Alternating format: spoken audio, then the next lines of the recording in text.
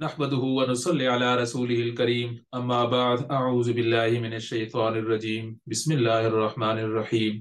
ليس البر ان تولوا وجوهكم قبل المشرق والمغرب ولكن البر من آمن بالله واليوم الآخر والملائكة والكتاب والنبيين وآتى المال على حبه ذوي القربى واليتامى والمساكين وابن السبيل والسائلين وفي الرقاب وأقام الصلاة وآتى الزكاة والموفون بعهدهم إذا عاهدوا والصابرين في البأساء والضراء وحين البأس أولئك الذين صدقوا وأولئك هم المتقون صدق الله العظيم رب اشرح لي صدري ويسر لي أمري واحلل عقدة من لساني يفقهوا قولي اللهم ثبتنا عند الموت بلا إله إلا الله اللهم وفقنا لما تحب وترضى آمین یا رب العالمین۔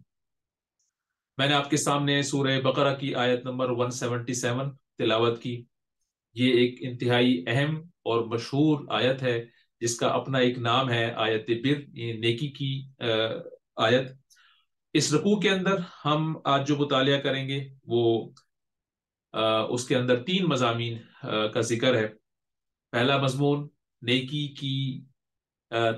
کا جو جامع تصور ہے وہ پہلی آیت کے اندر بیان کیا گیا۔ پھر رکوع کے اگلے حصے میں قصاص کا ذکر ہے، اور پھر آخری حصے میں وصیت کا ذکر ہے۔ آیت بر جو کہ میں نے تلاوت کی، اس کا ترجمہ ہے کہ نیکی صرف یہ نہیں ہے کہ تم اپنے چہرے مشرق کی طرف یا مغرب کی طرف کر لو، بلکہ نیکی یہ ہے کہ آدمی اللہ کو اور یوم آخرت کو اور ملائکہ کو اور رسول اور اللہ کی کتاب کو مانے، اور اللہ کی محبت میں اپنے دل پسند مال رشتہ داروں، یتیموں، مسکینوں اور مسافروں پر، مدد کے لیے ہاتھ پھیلانے والوں پر اور غلامی کی رہائی پر خرچ کرے، نماز قائم کرے اور زکوٰۃ دے۔ اور نیک لوگ وہ ہیں جب عہد کریں تو اسے پورا کریں، اور تنگ دستی اور مصیبت کے وقت حق و باطل کی جنگ میں صبر کریں۔ یہ ہیں راست باز لوگ، اور یہی لوگ متقی ہیں۔ نیکی کا محدود تصور ہر انسان کے ذہن میں ہوتا ہے، اور مدینہ میں یہودی جو قرآن کی دعوت کو سنا کرتے تھے، خانہ کعبہ جب تبدیل ہوا، قبلہ تبدیل ہوا مسجد اقصی سے مسجد بیت الحرام کی طرف، اس وقت انہوں نے بہت بڑا پروپیگنڈا کیا کہ تمہارا کس طرح کا مذہب ہے کہ پہلے تم منہ کرتے تھے مسجد اقصی کی طرف، اب تم بیت اللہ کی طرف منہ کر رہے ہو، تو تمہاری یہ جو نیکی ہے یہ کس طرح کی نیکی ہے کہ تمہارا کبھی منہ مغرب کی طرف ہو، کبھی مشرق کی طرف ہوتا ہے۔ اس لیے اس آیت کا ذکر کیا کہ وہ جو ظاہری ریچولز ہیں، جو ظاہری نیکی کا جو شکل ہوتی ہے، صرف نیکی کا معیار اسی پر نہیں ہے۔ اور اس کے بعد پھر ایک جامع پہلو کی طرف اللہ تعالیٰ نے نیکی کا تصور دیا۔ نیکی کا کوئی نہ کوئی تصور ہر شخص کے ذہن میں ہوتا ہے، چاہے وہ مسلمان ہو، جدید تعلیم یافتہ ہو تو وہ بھی ایک نیکی کا تصور رکھتا ہے، اور سمجھتا ہے کہ یہ کام جو اس کی ڈیوٹی لگائی گئی ہے وہ اگر ایمانداری سے کر لے تو یہ نیکی ہے، اور باقی وہ اللہ تعالیٰ کے احکامات پر چلے یا نہ چلے اس سے کوئی فرق نہیں پڑتا۔ اسی طریقے سے جو مذہبی طبقہ ہوتا ہے وہ خاص قسم کا وضع قطع رکھنے پر اس کو نیکی سمجھتا ہے، جبکہ جو لوگ اس خاص قسم کے وضع قطع پر پورا نہیں اترتے تو وہ نیک لوگ ان کی اصطلاح میں، ان کے خیال میں نہیں کہلاتے۔ اسی طریقے سے غیر مسلم لوگ جو کہ اللہ پہ یقین نہیں رکھتے، وہ بھی نیکی کا کوئی تصور رکھتے ہیں، کوئی مارل سٹینڈرڈز رکھتے ہیں اور اس کو پورا کرنے کی کوشش کرتے ہیں۔ یہاں تک کہ سیکولر وہ بھی نیکی کا ایک کوئی ریگولیشن رکھتے ہیں، اور کچھ چیزوں کو اچھا اور کچھ چیزوں کو برا سمجھتے ہیں۔ اسی طریقے سے جو سیاسی لوگ ہوتے ہیں یا غیر سیاسی لوگ ہوتے ہیں، سبھی لوگ کچھ نہ کچھ تصور رکھتے ہیں، چاہے وہ نیک لوگ ہوں، چاہے وہ اپنی زندگی کے اندر بدی کا ارتکاب کرنے والے ہوں۔ پھر ایک یہ خیال بھی ہمارے ذہن میں لگا ہوا ہے کہ نیکی کا تعلق عمل سے ہے، اس لیے کسی کو کھانا کھلا دینا، سچ بول دینا، نماز پڑھ لینا، اور اسی طریقے سے وہ عمل جو ہمیں نظر آتے ہیں اس کو ہم نیکی سمجھتے ہیں۔ لیکن احادیث کی جتنی کتابیں ہیں ان کے اندر جو پہلی حدیث بیان کی گئی ہے وہ مشہور حدیث ہے جو ہم نے بارہا سنی ہے کہ انما الاعمال بالنیات، کہ اعمال کا دار و مدار نیتوں پر ہے۔ انٹینشن طے کرتی ہے کہ عمل کس کے لیے ہے اور کس درجے کا ہے اور نیکی ہے بھی کہ نہیں۔ بادشاہ کی بڑی سے بڑی سخاوت اللہ کے آگے کم نیکی تصور ہو سکتی ہے اس شخص کے مقابلے میں جس کے پاس صرف ایک روٹی ہو اور وہ آدھی روٹی اخلاص کے ساتھ صدقہ کر دیتا ہے۔ لیکن یہ حقیقت کہ دنیا میں ہم کسی کی انٹینشن نہیں جان سکتے، یہ بھی تو ایک حقیقت ہے۔ کون کس انٹینشن سے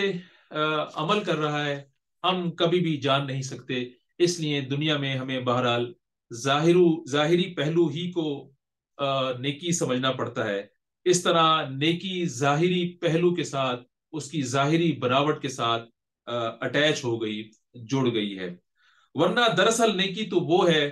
جس کی نیک نیت ہی سی کی جائے۔ اس لیے حدیث جو کہ ہم نے ابھی پڑھی کہ انما الاعمال بالنیات، اس کا جو اگلا حصہ ہے اس میں اللہ تعالیٰ نے نبی کریم صلی اللہ علیہ وسلم نے فرمایا کہ جس نے ہجرت کی اللہ اس کے رسول کے لیے تو اس کی ہجرت اللہ اور اس کے رسول کے لیے ہے۔ اگر کسی نے ہجرت کی عورت کے لیے تو اس کی ہجرت اس عورت کے لیے ہے، اور اگر اس نے ہجرت کی دنیا کے لیے تو اس کی ہجرت دنیا کے لیے ہے۔ اس لیے لوگ بڑے بڑے کام کرتے ہیں، این جی اوز بناتے ہیں اور اس میں بہت زیادہ فلاحی کام ہوتا ہے۔ اب اگر یہ سب کام اللہ تعالیٰ کے لیے ہے، اللہ تعالیٰ کی رضا کے لیے ہے تو پھر تو یہ نیکی ہے، اور ادروائز وہ جس نیت سے کیا گیا ہے وہ اسی کے لیے ہے۔ اس لیے نیت درست کرنا اور رکھنا، نیت درست رکھنا انتہائی اہم ہے، اور اسی کو نبی کریم صلی اللہ علیہ وسلم نے ان الفاظ میں بیان کیا ہے کہ قال رسول اللہ صلی اللہ علیہ وسلم من احب للہ وابغض للہ واعطى للہ ومنع للہ فقد استکمل الایمان۔ نبی کریم صلی اللہ علیہ وسلم نے فرمایا کہ جس نے اللہ کے لیے محبت کی اور اللہ کے لیے غصہ کیا اور اللہ کے لیے دیا اور اللہ کے لیے ہی رکا تو بس اس نے اپنے ایمان کی تکمیل کر لی۔ اسی مضمون کو سورہ انعام میں ان الفاظ کے اندر بیان کیا گیا ہے کہ قل ان صلاتی و نسکی و محیای و مماتی للہ رب العالمین، کہہ دیجئے کہ بے شک میری نماز اور میری قربانی اور میرا مرنا اور میرا جینا سب اللہ تعالی رب العالمین کے لیے ہے۔ اس لیے جو پہلی 5 چیزیں جو ایمانیات میں بیان کی گئیں وہ اللہ اور آخرت، اگر انسان ان 2 چیزوں کے انٹینشن سے کوئی نیک کام کرتا ہے تو وہ دین اسلام کے مطابق نیکی شمار ہوگی۔ اور اس کے بعد فرشتے، کتاب اور رسول کا ذکر کیا گیا، ان کو تینوں کو ہم ایمان رسالت سے کپل کر سکتے ہیں، اکٹھا کر سکتے ہیں، اس لیے کہ کتاب رسول کے پاس ہی آتی ہے اور رسول کے پاس کتاب فرشتہ ہی لے کر آتا ہے، تو اس کو ہم جو رسالت پر ایمان ہے اس سے اس کو لنک کر سکتے ہیں۔ لیکن یہاں یہ سوال پیدا ہوتا ہے کہ اللہ اور آخرت کے لیے، یعنی عذاب سے بچنے کے لیے اور اللہ سے ملاقات کے لیے تو نیکی کی جا سکتی ہے، لیکن یہ رسالت کا ذکر یہاں کیسے آ گیا؟ اس کی وجہ یہ ہے کہ نیکی ایک جذبہ ہے، اور جذبوں کی طرح یہ بھی ہمارے اعتدال میں نہیں رہتا۔ جس طرح ہمارا غصہ، ہمارا پیار، ہمارا اینگر اور ہمارا غم میں مبتلا ہونا ایک دم سے ہی اتنا زیادہ ہو جاتا ہے، اسی طریقے سے یہ جذبہ بھی نیکی کا اعتدال سے باہر نکل جاتا ہے۔ اس لیے یہ غیر فطری رویہ اختیار کر سکتا ہے، اور اس سے بچانے کے لیے، اس کو یہ بتانے کے لیے کہ متوازن زندگی یا متوازن رویہ کیا ہوگا، وہ رسول اللہ صلی اللہ علیہ وسلم کے ماڈل سے حاصل ہوتا ہے۔ اس لیے جب رسول اللہ صلی اللہ علیہ وسلم کی اسوہ سامنے رہے تو انسان پھر معتدل رویہ اختیار کر سکتا ہے۔ ورنہ عیسائیت میں رہبانیت آئی وہ اس وجہ سے نہ تھی کہ اللہ تعالیٰ نے عیسائیوں پر رہبانیت فرض کی، بلکہ دنیا سے کٹ جانے اور نیکی کے جذبے کو غیر معتدل رویے تک لے جانے کی وجہ سے یہ کام ہوا۔ غیر فطری طریقہ اختیار کیا، اور اس کے جو نقصانات نکلے وہ ہم عیسائیت کی ہسٹری میں درج ہیں اور ہم پڑھتے رہتے ہیں۔ قرآن مجید کی سورہ حدید کی آیت نمبر 27 کے اندر ارشاد ہوتا ہے وَرَهْبَانِيَّةً ابْتَدَعُوهَا مَا كَتَبْنَاهَا عَلَيْهِمْ، کہ رہبانیت انہوں نے خود ہی ایجاد کی اور ہم نے ان پر فرض نہیں کی تھی۔ اس طرح نبی کریم صلی اللہ علیہ وسلم کا اسوہ نیکی کے جذبے کو پروان چڑھانے میں اور اس کو معتدل رکھنے میں مددگار ہے۔ اور یہی بات قرآن مجید میں ایک اور مقام پر ان الفاظ کے اندر آئی ہے کہ لقد کان لکم فی رسول اللہ اسوۃ حسنہ لمن کان یرجو اللہ والیوم الآخر وذکر اللہ کثیرا، کہ یقیناً تمہارے لیے نبی کریم صلی اللہ علیہ وسلم کے اسوے میں بہترین نمونہ ہے، اور اس شخص کے لیے جو کہ اللہ تعالیٰ سے ملاقات کا کی امید رکھتا ہو اور آخرت پر یقین رکھتا ہو اور اللہ تعالیٰ کا ذکر کثرت سے کرتا ہو۔ اس لیے اسلام نیکی کے جذبے کو فطرت کے نزدیک رکھتا ہے۔ اس لیے کہا جاتا ہے کہ دین اسلام فطرت ہے، دین اسلام دین فطرت ہے، فطرت سے ہٹا ہوا نہیں ہے۔ 3 صحابہ رضی اللہ تعالیٰ علیہ مجمعین کا واقعہ تو آپ نے سنا ہی ہوگا کہ ایک نے کہا کہ میں ہمیشہ روزے رکھوں گا، دوسرے نے کہا میں ہمیشہ رات کو عبادت کروں گا، اور تیسرے نے کہا کہ میں شادی نہیں کروں گا۔ نبی کریم صلی اللہ علیہ وسلم کو جب خبر ہوئی تو ان تینوں کو بلایا اور ڈانٹا کہ میں روزے بھی رکھتا ہوں اور افطار بھی کرتا ہوں، میں نے شادی بھی کر رکھی ہے، اور میں رات میں سوتا بھی ہوں اور عبادت بھی کرتا ہوں۔ یہ توازن بہت ضروری چیز ہے کہ انسان اپنی زندگی کے اندر توازن لائے، اور پھر اس سے اگلی بات کہ جو چیز جتنی اہم ہے اس کو اتنی اہمیت دی جائے، اس کو غیر متوازن نہ کیا جائے۔ ہماری زندگی میں دین کی اہم باتیں غیر اہم نہ ہو جائیں اور ان کی جگہ غیر اہم باتیں نہ لے لیں، اور ہم اہم کو غیر اہم سے تبدیل نہ کر دیں۔ اس بات کا کہ کون سی چیز اہم ہے اور کون سی چیز غیر اہم ہے دنیاوی معاملات میں ہمیں بخوبی علم ہوتا ہے کہ ہمارے لیے دنیاوی اعتبار سے، اس کے نقصان اور فائدے کے اعتبار سے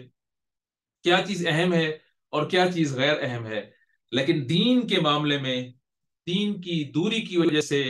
دین کو نہ پڑھنے اور سمجھنے کی وجہ سے ہم اکثر یہ غلطی کر بیٹھتے ہیں، اور اہم اور غیر اہم کا فرق ہمارے دماغ سے نکل جاتا ہے۔ اس لیے ضرورت اس بات کی ہے کہ اس دوری کو ختم کریں، اور کم از کم اس کیفیت سے تو باہر نکلیں کہ دین میں اہم کیا ہے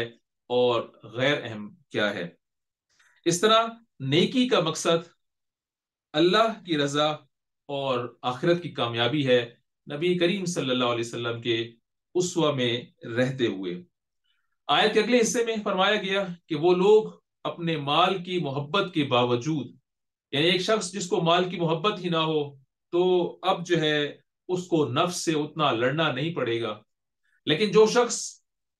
محبت رکھتا ہو مال سے اور پھر بھی خرچ کرے، یہ چوٹی کی نیکی کہلاتی ہے۔ کہ انسان کا عقیدہ جو کہ پہلی 5 ایمانیات کے اندر ذکر کیا گیا، اس کا عملی مظہر جو آئے گا وہ انسانی ہمدردی کی صورت میں آئے گا، نکلنا چاہیے اگر اس میں نیکی کا جذبہ ہے، اور وہ ہے انسانی ہمدردی۔ نبی کریم صلی اللہ علیہ وسلم نے فرمایا، جس کا مفہوم ہے کہ جو رحم سے محروم کر دیا گیا وہ کل کی کل بھلائی سے محروم کر دیا گیا۔ سورہ چوتھے پارے کی پہلی آیت کہ لن تنالوا البر حتى تنفقوا مما تحبون، کہ تم نیکی کو نہیں پہنچ سکتے یہاں تک کہ تم خرچ کرو جو تمہیں محبوب ہے۔ اس لیے خرچ کرنا اپنے مال میں سے، اس کی محبت ہونا اور اس پہ خرچ کرنا اور نفس سے لڑنا، یہ دراصل نیکی ہے۔ اور اس کے لیے یہ بات پہلے ہی بتا دی گئی کہ اس کی نیت کیا ہونی چاہیے، اور ہم نے اس بارے میں پڑھا کہ وہ اللہ اور رسول اور اسوہ جو نبی کریم صلی اللہ علیہ وسلم کا اسوہ ہے اس کے اندر اس کو رہنا چاہیے۔ اب وہ خرچ کرتا ہے رشتہ داروں میں، اور پھر ایک لسٹ ہے اس میں چیزوں کا لکھا گیا ہے درجہ بدرجہ کہ کس کس پر اس میں خرچ اس کو کرنا چاہیے۔ اور پھر نماز کا ذکر کیا گیا اور زکوٰۃ کا ذکر کیا گیا کہ نماز ایمان کو تر و تازہ رکھتی ہے۔ جب 5 وقت انسان نماز کی پابندی کرتا ہے تو دن کے کسی اور اوقات میں اگر وہ شیطان کی طرف چلا بھی جاتا ہے تو نماز اس کو واپس پلٹنے میں مدد دیتی ہے، اس کو یاد دلاتی ہے کہ وہ اللہ تعالیٰ کا بندہ ہے اور اللہ تعالیٰ اس کا رب ہے۔ اگر وہ دنیاوی محبت میں یا شیطان کے بہکاوے میں آ کر کچھ غلط سمجھ بیٹھا ہے تو اس کو اب واپس پلٹنا ہے اور دوبارہ سے اللہ تعالیٰ سے باتیں کرنی ہے، اللہ تعالیٰ سے لو لگانی ہے اور اللہ تعالیٰ سے دعا کرنی ہے۔ اس طرح ایک مسلمان کو بار بار دن میں یہ 5 بار یہ اپرچونٹی ملتی ہے کہ وہ اللہ تعالیٰ سے اپنے تعلقات کو استوار کرے اور اپنے گناہوں کو بخشائے۔ اور پھر زکوٰۃ کا علیحدہ سے حکم دیا گیا کہ جو حکم پہلے مال خرچ کرنے کا تھا وہ تو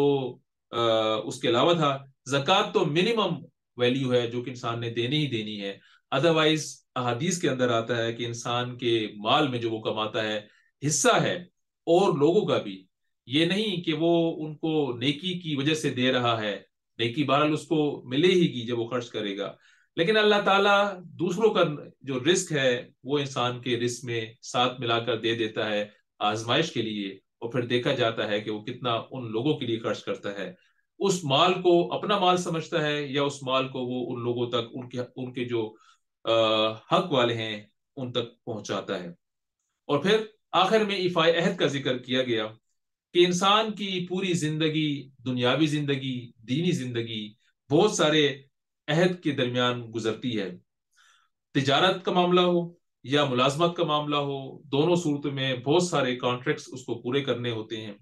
اور وہ اس کی پیروی اس نے کرنی ہوتی ہے۔ شادی کا معاملہ ہو یا دنیاوی اور بہت سارے معاملات ہوں، وہ سب میں یہ سب ایفائے عہد کے اندر آتے ہیں کہ جو وہ زبان سے بات کرے اس کو وہ پورا کرے، اور ان العہد کان مسئولا، کہ یہ عہد ایسی چیز ہے کہ اس کے بارے میں پوچھا جائے گا۔ اور پھر آیت کے آخری حصے میں فرمایا گیا کہ والصابرین فی البأساء والضراء وحین البأس، کہ وہ صبر کرتے ہیں مشکلات پر اور بھوک میں اور جنگ کے اس میں۔ اقامت دین کی جد و جہد کا یہاں ذکر نہیں کہ یہ صبر کس چیز پر ہو رہا ہے، لیکن امپلائڈ ہے، جیسے کہ حضرت لقمان علیہ السلام کی جب بیٹے کو نصیحت کر رہے تھے تو انہوں نے کہا وَاصْبِرْ عَلَىٰ مَا أَصَابَكَ، کہ صبر کرو جو مشکل تجھے پہنچے۔ اور سورہ بقرہ کے رکوع نمبر 18 کے اندر بھی ہم پڑھ چکے ہیں کہ صبر کس بات پر، وَلَنَبْلُوَنَّكُمْ بِشَيْءٍ مِّنَ الْخَوْفِ وَالْجُوعِ وَنَقْصٍ مِّنَ الْأَمْوَالِ وَالْأَنفُسِ وَالثَّمَرَاتِ، کہ ہم تمہیں ضرور آزمائیں گے تھوڑے سے خوف کے ساتھ اور بھوک کے ساتھ اور مال کی نقصان کے ساتھ۔ تو اس وقت فرمایا گیا وبشر الصابرین، کہ خوشخبری ہے صبر کرنے والوں کے لیے۔ تو بالکل اسی طریقے سے یہاں بھی یہ جو اقامت دین کی جد و جہد ہے جس کا یہاں ذکر نہیں لیکن امپلائڈ ہے کہ یہ صبر ہوگا کس بات پر، کہ جب انسان وتواصوا بالحق جو کہ سورہ عصر کے اندر آیا ہے کہ جب وہ حق بات کی نصیحت کرتا ہے، ٹھیک بات کرنے کی کوشش کرتا ہے، اللہ تعالیٰ کا پیغام سامنے لاتا ہے، تو اس کو اب مشکل تو اٹھانی پڑے گی، اس لیے کہ حق بات کرنے سے طاغوت کے پیٹ پر لات پڑتی ہے اور وہ اس کو برداشت تو نہیں کرے گا، وہ اپنے صحیح اس کو نقصان پہنچانے کی کوشش کرے گا، اور اس نقصان کے جب وہ پلٹ کر وار ہوگا اس کو وہ برداشت کرتے ہیں۔ تو جو لوگ برداشت کرتے ہیں تو پھر سورہ عصر کے اندر آتا ہے وَتَوَاصَوْا بِالْحَقِّ وَتَوَاصَوْا بِالصَّبْرِ، پھر جو لوگ صبر کرتے ہیں، تو یہاں بھی وہی الفاظ آئے کہ متقی لوگ تو وہی ہیں جو اس طرح کا رویہ اپناتے ہیں، یہ متقی لوگ ہیں۔ نبی کریم صلی اللہ علیہ وسلم نے فرمایا کہ تقوی یہاں ہے، اشارہ کیا اپنے دل کی طرف اور فرمایا تقوی یہاں ہے۔ تو دل میں تقوی کب ہوتا ہے؟ جب انسان وہ تمام باتیں جو اس آیت کے اندر ذکر ہوئی ہیں ان کے مطابق اپنی زندگی کو استوار کرتا ہے، اس کی نیت اس لحاظ سے ہوتی ہے جو اس آیت کے اندر ایمانیات میں ذکر کیا گیا ہے۔ ہمیں محاسبہ کرنا چاہیے کہ ہم نیکی کس کو سمجھتے ہیں۔ ہمارے ہاں کوئی مہمان آتے ہیں تو ہم ان کی خدمت اس لیے کرتے ہیں کہ ہم جب ان کے گھر جائیں گے تو ہماری مہمان نوازی کریں گے، یا ہم کسی کے ساتھ بھلائی اس لیے کرتے ہیں کہ جب ہم مشکل میں ہوں گے تو یہ ہمارے ساتھ بھلائی کرے گا، یا ہم یہ بھلائی اس لیے کرتے ہیں کہ اللہ تعالیٰ نے بھلائی کا حکم دیا ہے اور اس کا اجر میں اللہ تعالیٰ سے امید رکھتا ہوں کہ اللہ تعالیٰ مجھے قیامت میں عطا کرے گا۔ یہ نیت کا جو انٹینشن ہے اس کا درست کرنا ہمارے ہر عمل کو، ہماری عبادات کو نیکی بنا سکتا ہے، اور ورنہ اس کو ریاکاری میں تبدیل کر سکتا ہے۔ جو نیکی اللہ تعالیٰ کے لیے کی جائے گی، عمل اللہ تعالیٰ کے لیے کیا جائے گا، وہی نیکی شمار ہوگی۔ وہ عمل جو نبی کریم صلی اللہ علیہ وسلم کے اسوے کے مطابق کیا جائے گا نیک شمار ہوگا، ورنہ تو اگر جس طرح کے معاملات یا خیالات یا ہم نیکی کرنے کے باوجود لوگوں کی وجہ سے کوئی انہیں نیکی کرتے ہیں تو وہ بظاہر تو نیکی کہلائے گی لیکن اللہ تعالیٰ کی نگاہ میں اور اس آیت کے مطابق وہ نیکی نہیں کہلائے گی۔ یا ایھا الذین آمنوا کتب علیکم القصاص فی القتلی الحر بالحر والعبد بالعبد والانثى بالانثى فمن عفی لہ من اخیہ شیء فاتباع بالمعروف واداء الیہ باحسان ذلک تخفیف من ربکم ورحمہ فمن اعتدى بعد ذلك فله عذاب علیم وَلَكُمْ فِي الْقِصَاصِ حَيَاةٌ يَا أُولِي الْأَلْبَابِ لَعَلَّكُمْ تَتَّقُونَ۔ اے لوگو جو ایمان لائے ہو، تمہارے لیے قتل کے مقدموں میں قصاص کا حکم لکھ دیا گیا ہے۔ آزاد آدمی نے قتل کیا ہو تو آزاد آدمی ہی سے بدلہ لیا جائے گا، غلام قتل ہو تو غلام ہی قتل کیا جائے، اور عورت اس جرم کی مرتکب ہو تو اسی عورت سے ہی قصاص لیا جائے۔ ہاں اگر کسی قاتل کے ساتھ اس کا بھائی کچھ نرمی کرنے کے لیے تیار ہو تو معروف طریقے سے اس کے خون بہا کے مطابق تصفیہ ہونا چاہیے، اور قاتل کو لازم ہے کہ راستی کے ساتھ خون بہا ادا کرے۔ یہ تمہارے رب کی طرف سے تخفیف اور رحمت ہے، اس پر بھی جو زیادتی کرے اس کے لیے دردناک سزا ہے۔ قصاص اہل ایمان پر فرض کیا گیا ہے، اور فرض کیا گیا ہے حکومت پر، جو اسلامی حکومت قائم ہوگی ورثاء کی درخواست پر۔ یہ لفظ الفاظ آئے کتبہ، تو یہ جس طریقے سے پہلے ذکر ہو چکا کہ جو چیز فرض کی جاتی ہیں، جن کی فرضیت ہوتی ہے، لازماً اس کو کرنا ہوتا ہے، اس کا جو قرآن مجید کے اندر ذکر ہوتا ہے وہ کتبہ کے الفاظ سے، یہ کتاب کے الفاظ سے ہوتا ہے۔ جس طریقے سے نماز جب فرض کی گئی تو فرمایا گیا کہ ان الصلاۃ کانت علی المؤمنین کتابا موقوتا، کہ بے شک نماز فرض کی گئی ہے مومنین پر ایک خاص اوقات میں۔ احکام شریعت کے لیے کتاب کا لفظ، کتب کا لفظ استعمال ہوتا ہے کہ لکھ دیا گیا، فرض کر دیا گیا، مقرر کر دیا گیا۔ اور پھر قصاص کا لفظ آیا ہے۔ قصاص کے معنی پیچھے پیچھے آنے، نقوش کے جو نقش ہیں ان کو فالو کرنے، قدم بقدم جوڑنے کے معنی میں، اور پھر اس میں دوسرے معنی برابری کے شامل ہو جاتے ہیں۔ سورہ کہف میں یہ الفاظ ان الفاظ کے اندر آیا کہ فرتدا علی آثارہما قصصا، کہ جب حضرت موسیٰ علیہ السلام اور ان کا غلام حضرت ملنے جا رہے تھے حضرت خضر علیہ السلام سے، تو وہ پھر آگے نکل گئے، اور جب واپس پلٹے جہاں سے مچھلی چلی گئی تھی دریا کے اندر، تو واپس پلٹے تو ان قدموں پر پلٹے ان نقوش کو ملاتے ہوئے جہاں سے وہ گئے تھے، تو آیا علی آثارہما قصصا۔ اسی طریقے سے قرآن مجید کے اندر سورہ قصص کے اندر آتا ہے قصیہ فبصرت، کہ حضرت موسیٰ علیہ السلام کی والدہ نے جب موسیٰ علیہ السلام کو باکس میں بند کر کے دریا میں ڈال دیا تو اس کی بہن کو کہا کہ اس کے ساتھ ساتھ جا اور دیکھتی رہے کہ یہ کہاں جا رہا ہے، تو اس نے اس کو فالو کیا، قصیہ فبصرت، پر وہ فالو کرتی رہی اور دیکھتی رہی۔ تو اس طریقے سے برابری کے معنوں میں آتا ہے۔ احترام جان، یعنی انسان کی جو جان ہے اس کا جو تقدس ہے وہ انسانی تمدن کی جڑ ہے۔ اگر قتل و غارت شروع ہو جائے تو انسان کی نسل برباد ہو جائے اور مٹ جائے۔ اس لیے کوئی شخص اگر عمدن جان بوجھ کر قتل کرے تو اس کے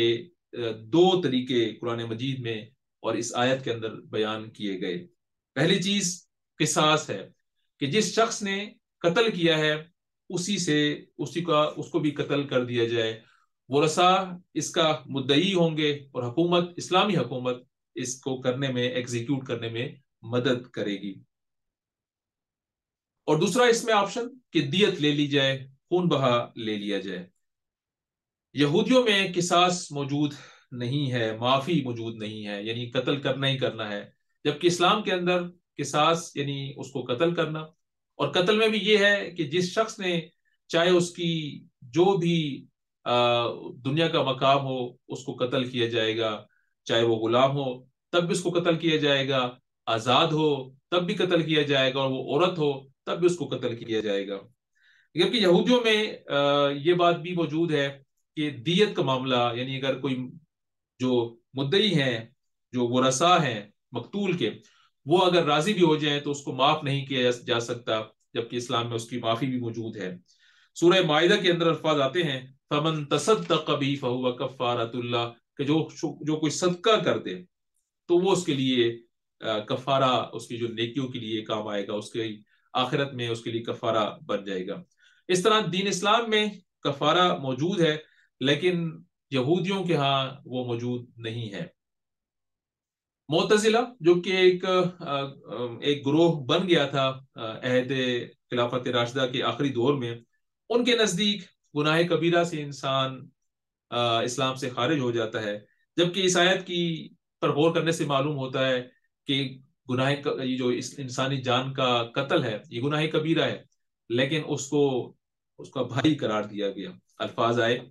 ہاں اگر کسی قاتل کے ساتھ اس کا بھائی کچھ نرمی کے لیے تیار ہو تو اس کا بھائی قرار دیا گیا کہ وہ تمہارا مسلمان بھائی ہے، اور اس طریقے سے گناہ کبیرہ سے انسان کافر ہو جاتا ہے، اس بات کی نفی ہو جاتی ہے۔ دیت کتنی ہے؟ اسلامک اسکالر بتاتے ہیں کہ 100 اونٹ یا 36 سیر چاندی یا 1000 دینار، جو کہ اس وقت سونے کے دینار ہوا کرتے تھے، یہ دیت بنتی ہے۔ انسان کی تو صورتحال یہ ہے کہ سورہ علق کے اندر آیا کہ کلا ان الانسان لیطغی، کہ انسان جو ہے وہ بہرحال سرکشی پر اتر ہی آتا ہے، ارآہ استغنی، اور اپنے آپ کو غنی سمجھتا ہے، بغیر پکڑ کے سمجھتا ہے، اپنے آپ کو آزاد سمجھتا ہے، اور جو کچھ کرنا چاہے وہ سمجھتا ہے۔ لیکن صورتحال یہ ہے کہ ان الی ربک الرجع، اس نے بہرحال اپنے رب کی طرف آنا ہے۔ اس لیے اس آیت کے آخر میں ارشاد فرمایا گیا کہ بہرحال تم نے اللہ تعالیٰ کی طرف ہی آنا ہے، تو اس نے جو زیادتی کرے گا تو اللہ تعالیٰ کے ہاں پھر دردناک سزا ہے۔ اور آخر میں فرمایا گیا وَلَكُمْ فِي الْقِصَاصِ حَيَاةٌ يَا أُولِي الْأَلْبَابِ لَعَلَّكُمْ تَتَّقُونَ، کی دیت کو حلال رکھا ہے، لی جا سکتی ہے اگر وہ رسا اس کو معاف کر دیں اور اس سے کچھ پیسہ لینا چاہیں، لیکن قصاص لے لینے میں زندگی ہے۔ اس کی وجہ یہ ہے کہ اسلام سزاؤں کو اس طریقے سے تجویز کرتا ہے تاکہ باقی لوگوں کے لیے عبرت ہو، اور جب عبرت ہوگی تو دوبارہ کوئی اس کو کرنے کا سوچ نہ سکے گا، اس لیے وہ دوبارہ کرنا اس کے لیے مشکل ہو جائے گا، ایک ڈراؤنا خواب بن جائے گا۔ اس لیے فرمایا گیا کہ آپشن تو دونوں موجود ہیں کہ اس کا بدلہ بھی لیا جا سکتا ہے اور دیت بھی لی جا سکتی ہے، لیکن وَلَكُمْ فِي الْقِصَاصِ حَيَاةٌ يَا أُولِي الْأَلْبَابِ لَعَلَّكُمْ تَتَّقُونَ، لیکن قصاص جو لے گا، قتل جو کر دے گا مقتول کے ورثاء میں سے اس شخص کو جس نے قتل کیا تھا، تو یہ بہرحال زندگی ہے معاشرے کے لیے، اسلامی معاشرے کے لیے، اور تاکہ اور لوگ اس جرم سے ہوشیار رہیں اور اس کے اندر مبتلا نہ ہوں۔ کتب علیکم اذا حضر احدکم الموت ان ترک خیرا الوصیۃ للوالدین والاقربین بالمعروف حقا علی المتقین، تم پر فرض کیا گیا ہے کہ جب تم میں سے کسی کی موت کا وقت آئے اور اپنا مال پیچھے چھوڑ کر جا رہا ہو تو والدین اور رشتہ داروں کے لیے معروف طریقے سے وصیت کرے، یہ حق ہے متقی لوگوں پر۔ یہ تیسری آیت جو تیسرا مضمون ہے ہمارے آج کے درس کا، کہ یہ وصیت کا ابتدائی حکم ہے، جبکہ مکمل حکم قانون وراثت ابھی نہیں آیا تھا، جو کہ بعد میں سورہ نساء کے اندر آیا۔ تو یہ ابتدائی حکم تھا اور یہ ان 5 مقامات میں شامل ہے جو کہ منسوخ کر دیے گئے۔ اگر ہم یہ جاننا چاہیں کہ کون سے جو احکامات ہیں وہ منسوخ ہیں اور کون سے منسوخ نہیں ہیں، تو اس کی جو مصحف کی ترتیب ہے اس کو اگر اس ترتیب سے پڑھتے چلے جائیں تو بڑی آسانی سے یہ پتہ چل جاتا ہے کہ کون سا حکم اب موجود ہے۔ فار ایگزامپل اگر 2 لوگ آپس میں باتیں کر رہے ہیں اور انہوں نے پہلی ایک آپشن ڈسکس کی اور اس پہ طے ہوا کہ اس طریقے سے کر لیتے ہیں، اور اس کے بعد پھر طے ہوا کہ نہیں آپشن بی ہوگی، اور آخر میں جب اٹھنے لگے تو آپشن سی سلیکٹ ہو گئی، اس طرح جو بات آخری ہوتی ہے وہ فائنلائزڈ ہوتی ہے۔ بالکل یہی چیز قرآن مجید میں اختیار کی گئی ہے۔ شراب کی حرمت کا ذکر آیا تو پہلے فرمایا گیا ہے سورہ بقرہ کے پارہ نمبر 2 کے اندر کہ یہ شراب جو ہے اس میں فائدے بھی ہیں نقصان بھی ہیں، لیکن اس کے نقصان فائدوں سے زیادہ ہیں۔ پھر سورہ نساء کے اندر فرمایا گیا کہ جب نماز پڑھ رہے ہو تو اس کے نزدیک نہ جاؤ، اور پھر سورہ مائدہ کے اندر اس کو حرام کر دیا گیا۔ اس طرح ترتیب کے ساتھ سورہ مائدہ کا حکم 6 پارے کے اندر آیا، تو مصحف کی ترتیب کے اعتبار سے جو آخری حکم تھا وہ حرمت کا تھا۔ بالکل اس طریقے سے یہ قصاص کا حکم ہے جو کہ دوسرے پارے کے اندر ہم پڑھ رہے ہیں، جبکہ سورہ نساء کے اندر اس کا تفصیلی حکم آ گیا، قانون وراثت بیان کر دیے گئے۔ تو اب وصیت کرنے کی ضرورت نہیں کہ کوئی وصیت ضروری ہی ہے۔ وصیت کیسے کی جائے گی؟ سورہ نساء میں اس کی تفصیل بیان کی گئی ہے۔ گزشتہ رمضان میں ہم نے سورہ نساء کا مطالعہ کیا اور اس میں ہم نے جو قانون وراثت ہے اس کو تفصیل سے بیان کیا۔ جو لوگ دلچسپی رکھتے ہوں، سورہ نساء کی جو پلے لسٹ ہے میرے چینل پر، اس میں درس نمبر جو 2 ہے لا آف انہیریٹنس، اس کے اندر ساری تفصیل موجود ہے، اس کو جا کر اس ویڈیو کو سن لیں۔ تو اب جو لا آف انہیریٹنس موجود ہیں کہ کس کے بارے میں وصیت کی جا سکتی ہے اور کس کے بارے میں وصیت نہیں کی جا سکتی اور کتنی کی جا سکتی ہے، ساری تفصیل موجود ہے۔ آخری آیت کے اندر جو بات بیان کی گئی، فمن بدله بعد ما سمعه فانما اثمه على الذين يبدلونه ان الله سميع عليم فمن خاف من موص جنفا او اثما فاصلح بينهم فلا اثم عليه ان الله غفور رحيم۔ البتہ جس کو یہ اندیشہ ہو کہ وصیت کرنے والے نے دانستہ یا قصدن حق تلفی کی ہے، تو پھر معاملے سے تعلق رکھنے والوں کے درمیان وہ اصلاح کرے، تو اس میں کچھ گناہ نہیں، اللہ بخشنے والا اور رحم فرمانے والا ہے۔ کہ اگر غلطی سے وصیت غلط بھی ہو جائے تو ورثاء آپس میں بیٹھ کر وصیت کو تبدیل بھی کر سکتے ہیں، اور اس میں اگر کوئی اصلاح کی ضرورت ہے، اس کو قرآن مجید کی سورہ نساء میں جو قوانین مقرر کیے گئے ہیں اس کے مطابق اس کو آپس میں بیٹھ کر ٹھیک بھی کر سکتے ہیں۔ جو وصیت ہے وہ جب تک ہی ویلڈ ہے جب تک کہ قرآن و سنت کے مطابق نہ ہو۔ اللہ تعالیٰ سے دعا ہے کہ اللہ تعالیٰ ہمیں نیکی کا جو جامع تصور ہے اس پر عمل کرنے، اس کو سمجھنے اور اس کے مطابق اپنی جو پریارٹیز ہیں اس کا تعین کرنے کی توفیق عطا فرمائے۔ نیکی کرتے وقت کوئی بھی ہم نیک کام کریں، اس وقت ہمارے ذہن میں کنسیڈریشن کیا ہو، اس آیت کے اندر جو بتائی گئی وہ ہمارے اللہ تعالیٰ ذہن پر منقش کرے، اس کو نقش کر دے، ہماری میموری میں رکھے، تاکہ ہم نیکی کو اسی کے مطابق کریں، اور جو قصاص کا حکم ہے اس کو جب کبھی کسی کو ضرورت پڑے تو وہ بھی ذہن میں رہنا چاہیے۔ سبحانک اللہم و بحمدک اشہد ان لا الہ الا انت استغفرک و اتوب الیک۔